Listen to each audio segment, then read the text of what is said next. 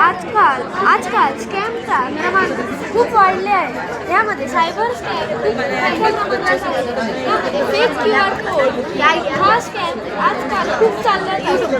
त्या स्कॅममध्ये दुकानदार याच्या आधी स्कॅमवर रिअल QR कोडवर फेक QR कोड चिकटवून जातो व त्यामुळे जो दुकानदार आहे त्याला कोणता स्कॅनर खरा आहे व खोटा आहे हे समजत नाही. त्यामुळे दुकानदाराचे पैसे दुकानदाराकडे न येता स्कॅमरकडे जातात. याचा अनुभव तुम्हाला आलेला आहे का? तुम्ही बघितला आहे का? फक्त टीव्हीवर ॲड बघितलं? टीव्हीवर ॲड पण बघितल्यात आणि असं झालंय. तर मग यासाठी काय करतात आणि काय नुकसान होतं? त्याने सर आर्थिक नुकसानही होतं, कस्टमरचंही नुकसान आहे आणि जो कस्टमरचं नुकसान आहे आणि शॉपकीपरचंही नुकसान आहे.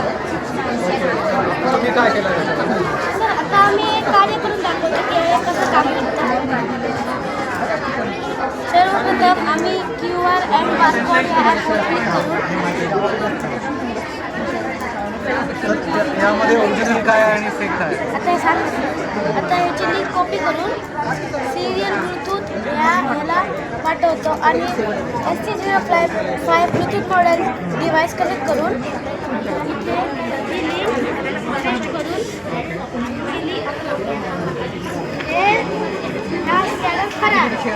त्यानंतर ग्रीन लाईट लागलं.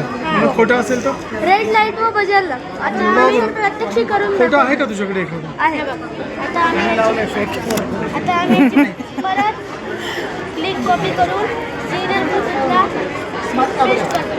आणि मसाल्यांच्या दुकानमध्ये फ्रॉड होतोय का? गीता मसाले खोटा. मालवणी मसाल्याचं दुकान आहे का गीता मसाला? मालवणचं अतिशय फेमस दुकान. आता बंद करायचं असेल तर परत रिअल स्कॅनर उघडायचा किंवा सर तिकडनं डायरेक्ट डिस्कनेक्टही आपण करू शकतो. आणि दुकानात लावून ठेवायचं असं? हां, दुकानात लावू शकतो किंवा एवढीशी डब्बी इतक्याही होऊ शकते आणि ते दुकानदार सहज कॅरी करू शकतो. हे करणार नाही ना कॉपी पेस्टिंग तर त्यासाठी काय सोपं करू शकतो? हां, थोडंफार सोपं करू शकतो सर. ते डायरेक्ट स्कॅन करायचं आणि डायरेक्ट ते लिंक आमच्या आयडीमध्ये जाणार आणि असं काहीतरी केलं तर हे कसं शिकलं? ब्लूटूथ कनेक्शन आणि कोडिंग वगैरे हे सर आम्हाला आमच्या सरांनी शिकवले. हां, तर किती तुम्ही 6वीला. किती वेळ लागला तुम्हाला हे शिकायला? हे सर शिकायला आम्हाला एक 2-3 दिवस हे कोडिंग शिकायला लागले व सर्व प्रोजेक्ट करायला 1.5 महिना लागला. कोडिंग कसं कशावर केलं?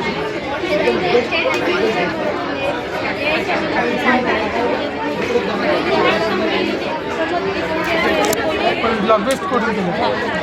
जो दुकानदाराचा जो कोड आहे तोच कोड फक्त रिअल दाखवणार. जर त्याच्यावर कोणी दुसऱ्याला लक्षात आलं पण तुम्ही हे डिझाईन कसं केलं? तुम्ही चॅट जीपीटीवरून काय चॅट जीपीटीवर आम्ही सर सरांच्या मदतीने कोडिंग कसं करतात त्याच्याविषयी माहिती घेतली. म्हणजे काय सर्च करायचं आहे ते जाणून घेतलं व चॅट जीपीटीने थोडी मदत केली व आम्हाला आमच्या सरांनी थोडी मदत केली.